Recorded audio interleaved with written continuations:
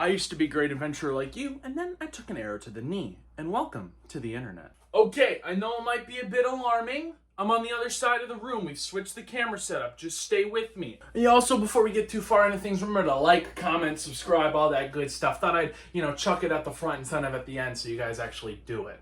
So, if you've been on YouTube long enough, you've probably heard of Dhar Mann, and if you haven't, you were introduced to him in the title of this video. Dhar Mann is an absolute staple of the YouTube commentary genre. Every single commentary YouTuber has made a video on Dhar Mann at some point. Hell, Cody Ko made so many that he was put in Dhar Mann videos. Like, that's the most insane turn of events. That's if after Danny Gonzalez and Drew Gooden made their video on Hard Rock Nick, he let them stay in one of the hotels he doesn't own. Dhar Mann makes these kind of long-winded videos, all based around teaching kids lessons like, don't steal, don't lie, don't poison children to get your family a job. That's a real one. I'll go over that later. That one's real. And there's so many aspects of these videos that make them such easy picking for us commentary comedians cracking down on YouTube tomfoolery. I mean, you've got bad production, lazy script writing,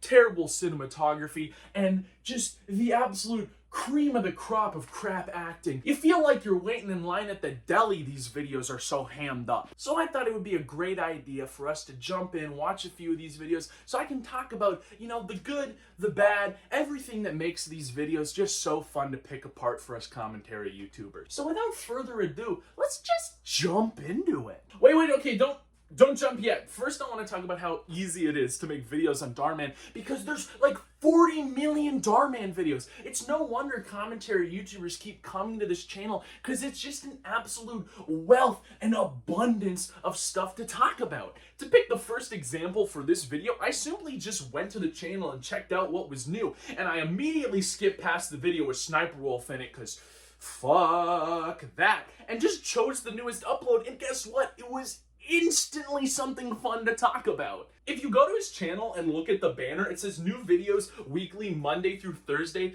5 p.m., 6 p.m., and 8 p.m. I didn't read that it said like EST, MST, PST.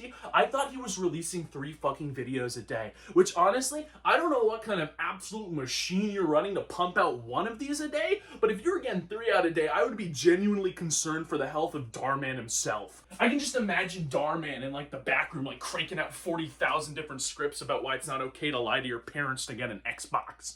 Also, another just absolute gem about this channel banner before we jump into the first video, we're not just telling stories, we're changing lives. That's a bold proclamation for a YouTube channel that teaches the same lessons that you'd find in a level 1 reading book like Lego Fire Rescue, a book I refused to stop reading until grade 4. I love this book. No joke, my parents had to tell me to stop reading this book. I love it. I'm sorry, I'm getting stuck on this channel banner, but it says below over 30 billion views across all socials. Not just on YouTube, don't worry. He's branched out. I'm pretty sure about 3 billion of those views do just come from Cody Ko making all his videos on Dhar Mann. But either way, the man's fucking successful and you can't shake him for that. I mean, also just look at Dhar Mann himself. The guy looks so freaking happy sitting there in front of that camera that's been photoshopped in front of him that's not even pointing at him. Okay, I've bullshitted you enough. We'll jump into the first video, so grab a drink, grab some popcorn, and let's get into the first Dhar Mann video I have for you today. This video being called Evil Made Mistreats Owner, What Happens Next is Shocking, which sounds like the mixture of a porn title and a Sam Pepper video from 2014. Ryan editing, don't even fucking put up a picture of Sam Pepper. Fuck that guy. Yeah, you couldn't make me fucking put in a picture of Sam Pepper if you tried. I'm not doing that. So this whole story centers around the moral of stealing and lying is bad, but the lengths the villain goes to of stealing and lying are just fucking absurd. I mean, it starts out normal enough. She steals a pair of diamond earrings from her boss, and no one seems to notice. Except for the kid, because the kid's like, hey, you just very clearly stole a fucking pair of earrings that were right there in front of a nanny cam. That better come back later, or I'm gonna be Chekhov's pissed off. So we get a bit of backstory on the maid. It seems her family life, it's not going well. Her husband, he's been unemployed for 6 months. She's forcing her son to create photoshops so she can frame a driver into looking like an alcoholic so she can eventually replace that driver with her husband. Some people go on Indeed, some people walk around with resumes, other people, they fake crimes. And right from the get-go, the maid is written as just the most unlikable character ever. When people ask her questions, she responds with answers to completely different questions. Mom, why are we doing this again? Don't worry, son. Nothing bad's gonna happen to you. She doesn't regard anything anyone is saying, and she's clearly in it for herself. A real lawful evil type character on the D&D alignment chart. And it makes for some fucking hilarious scenes as people ask just simple questions to which she'll respond with things about her grand evil plan or how it's all okay that she's forcing her son to forge documents for the betterment of the family. Also, man, if this isn't the most set-looking set I've ever fucking seen. Now, I know I'm no expert on lighting. My last 3 videos, and this one to an extent is absolutely filled with shadows, but I'm pretty sure you should dim down the lighting on these set, Mr. Man, because these are just the brightest shadows coming down from things in just the emptiest rooms. I mean, later in a shot we see that they just have a couch in front of a table in front of their kitchen. Not even facing the window behind it. Also, I love to show that this family isn't exactly well off. The house isn't messy, there's nothing in disarray. There's just 2 blinds at the back that are unevenly hung up. Because, if you were to actually set the blinds correctly, we'd see the warehouse this set is located in. Also, they mentioned that they're gonna sell the fucking diamond earrings for $500. I did some little research. You can get anywhere from $137 to like 10 grand for diamond earrings. So I think you should be more careful next time you go on Pawn Stars. One of my favorite bands was actually on Pawn Stars, Tupperware Remix Party. Let's just show a clip of that. Did I mention they were freaks? Ursula! How's it going? So good to see It's been you. such a long time. This is what I brought you. Wow. Yeah, this is my guitar. That's the liberation. So like I said, the son forges a document that makes it look like the rich woman's driver was in a hit and run and has been drinking on the job. So the maid confronts the rich woman with this supposed news story and what? Oh, what's that? That's the you just broke a major fundamental element of filmmaking alarm. Whoop, whoop, whoop. How can you fuck that up?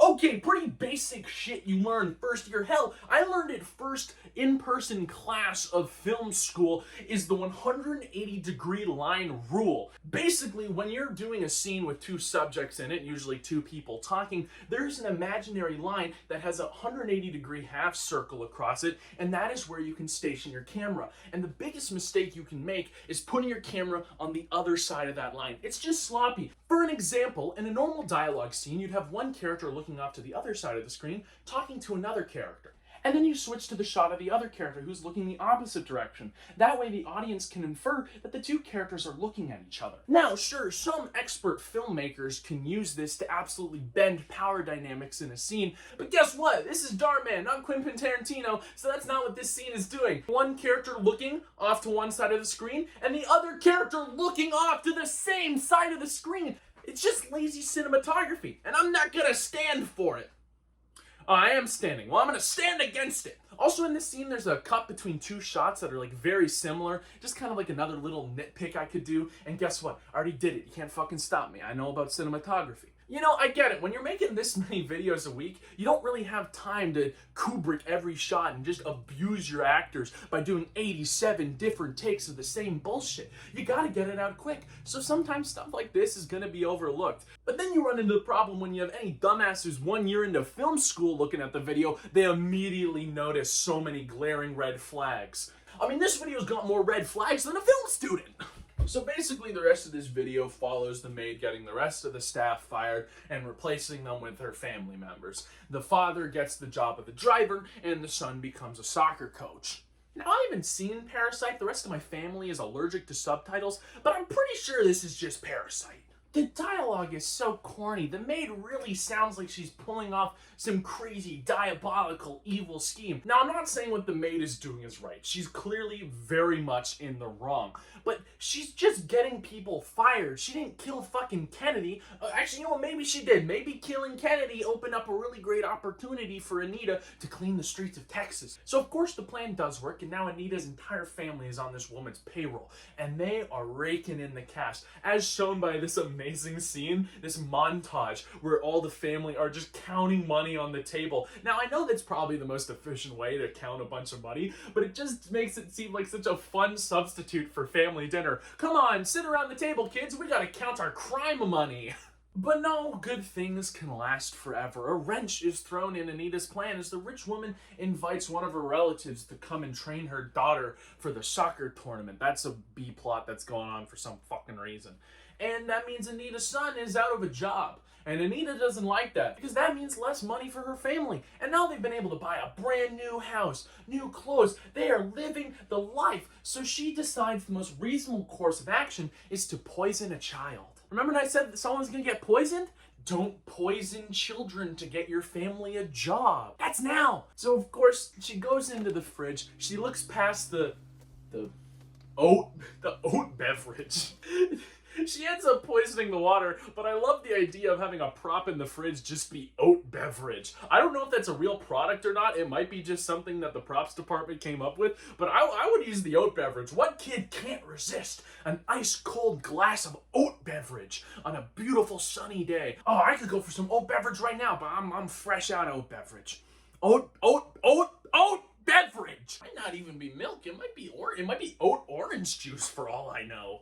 So the water's spiked and the kid drinks it and she starts getting woozy. She starts looking like she's drunk. So Anita comes out and her plan is working perfectly. This kid is gonna die or at least seem like an alcoholic, and one of those outcomes will let her son teach soccer again. So the rich mom comes out and Anita begins working her way with her words to try and trick the mom into thinking that this relative is actually an alcoholic.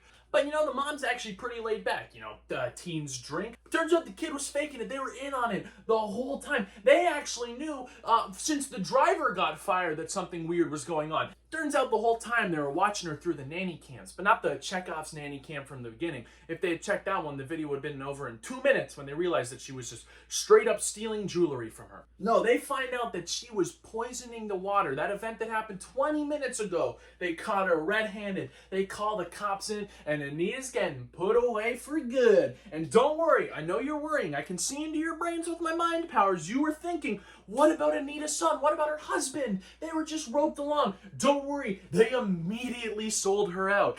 They are getting away scot-free, even though they probably could have sold her out way earlier. What was she gonna do? Divorce you and then take your job as her husband? The day is saved to get some good old-fashioned Dhar Mann retribution. Yeah, rich people always win. But most importantly, Alan's back. I didn't mention him, he was the driver, the original driver. His friendship ended with Anita. Alan is my new best friend. I love him. Woo! We love Alan. He figured it all out. He's the smartest. Also, I love this end card. It's fucking stellar. You got like 100 arrows just pointing like, please, please watch another one. Come on. We gotta get more. We gotta get to 40 billion views, guys. Come on, watch another Dhar Mann video. Click here.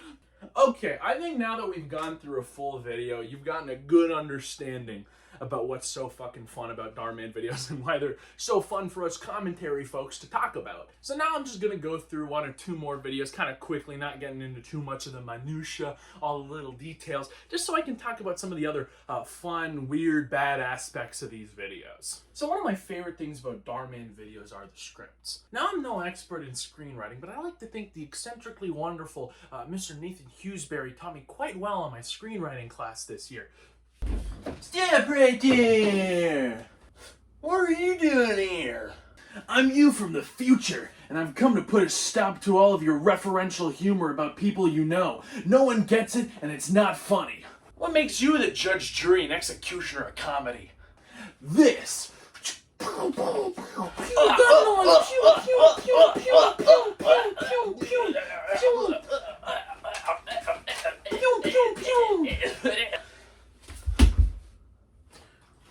It's like my work here is I did just These clothes fit pretty well. I guess there's gonna be no ramifications for killing my past self. I'm future Ryan, and I'm gonna finish the rest of the video for him. Where was... the script. Characters in these videos don't talk like real human beings. They speak in the most stunted lines I've ever seen put to screen. And most characters are written so black and white with absolutely no nuance to them whatsoever. Every character is either a good guy or a bad guy. There isn't anyone who you think, man, is this guy on the edge? What's this guy gonna do next? If the kid's gonna lie, he's gonna lie through the whole video, and then he's gonna get scared and he's gonna get in trouble and the video's gonna end. It's pretty predictable. Hell, it's more predictable than an episode of Days of Our Lives. Also, a lot of the characters, aside from being poorly written, are also stupid. Well, that also is poorly written, I guess. I mean, teachers will just believe anything students say. People will just steal in front of another person and get away with it. No one in this universe has any common sense. I mean, this woman is a nurse, and her son is in anaphylactic shock, and when the doctor explains that, she is confused at the outcomes of anaphylactic shock. You're a nurse, you're in the healthcare industry, you should know this! So they prank this kid. They pretend that they're gonna do a full-on, like, cut this kid open to get the peanuts out of his throat. Everyone in this room should be fucking fired. I don't care if he lied. That is an awful thing to do to a child. Kid's in anaphylactic shock. I'm in actual fucking shock at the audacity of this plan. You're gonna scar this kid for life. We're gonna play the fun game of you're going to the retirement home because you scared the shit out of your kid. I mean, you just have an actual sit down with him and teach him the consequences of his actions. Take away his fucking iPad for a week. Don't pretend like you're gonna cut him open. They get a fake syringe to stab this kid to try and convince him that he has to do his math test. Also, like, another fun thing, in this video, it's revealed at like the 3:33 mark that Dhar Mann exists in this universe. Like the YouTube channel. This teacher is showing the students Dhar Mann videos. And that's such like a fucking weird meta thing to put in. Hell, he's in some of the videos. That's like if in Pulp Fiction, when they go meet Quentin Tarantino's character, John Travolta just said, oh my god, I love Quentin Tarantino movies. And Quentin Tarantino went, yes, I'm Quentin Tarantino, the director, and I love feet. I mean, this meta inclusion, I think, just goes to show that Dhar Mann really is having fun with making these videos. Because he's at the point now with these crazy meta inclusions, like, nah, we'll chuck in Cody Ko. Yeah, fuck it, we'll chuck in Sniper Wolf. I'm gonna put myself in these. It doesn't matter. Sky's the fucking limit. We're making 5 videos a week. Also, another absolute gem of writing these videos is a character will say, like, a mantra or a phrase, and then that phrase will be said again later just to fully cement the message. Yeah, right. When you keep lying, people stop believing after a while. Well, when you keep lying, people will stop believing you after a while. Because, these videos, they probably are being shown to kids in primary school. The kind of kids that really just need to have a lesson just slammed into their noggin. Don't steal your mom's credit card. Don't cheat on a test. Don't poison a woman so your son can teach your daughter soccer. Normal things kids should learn at that age. Let's be real. YouTube has an absolute overabundance of family-oriented content that's just absolutely damaging to children these days. I'm pretty sure that showing your child an Ace Family video or one of those old Spider-Man and Elsa videos is more damaging than smoking when they're in the womb. So you gotta give Dhar Mann credit, because what he's making, it's actually good content that might teach young kids lessons. He's not putting someone in a Spider-Man suit and having them fight pregnant Elsa. He's not exploiting his children to make millions of dollars, completely damaging their worldview and ruining their childhood. He's just making decent content. And I can't even really get mad at any of the bad cinematography or cheap sets, lazy script writing. All of that is stuff that's just required when you're trying to get these videos out so quickly. It's just necessary for him to sustain the business model he's running on. And even though I've critiqued a lot of things in this video, I don't want him to stop. These videos are so much fun. They are great for commentary YouTubers to pick apart and make jokes about, but they probably are good for kids to learn a little thing or two. Don't stab your mom and don't eat past 9 o'clock or whatever. What do kids do these days? So Dhar Mann, if for any reason you see this video, absolute great work. Maybe hire a new cameraman and get some new screenwriters. But overall, keep doing what you're doing and making these videos for us adult children and actual children to enjoy. This video is brought to you by family vloggers. Do you want to absolutely ruin your kids' childhood? Film them 24 hours a day and basically abuse them for content. What could go wrong? Thank you so much for watching today's video. Remember again to like, comment, subscribe, all that good stuff. Share with a friend, an uncle, a cousin's, nephew's, dog walker's former roommate, whoever you can get the video to. We want people watching them and enjoying them as much as I enjoy making them. So remember to join me next time when I teach men how to do the bare minimum. Bye. Oh my god, you're Sniper Wolf.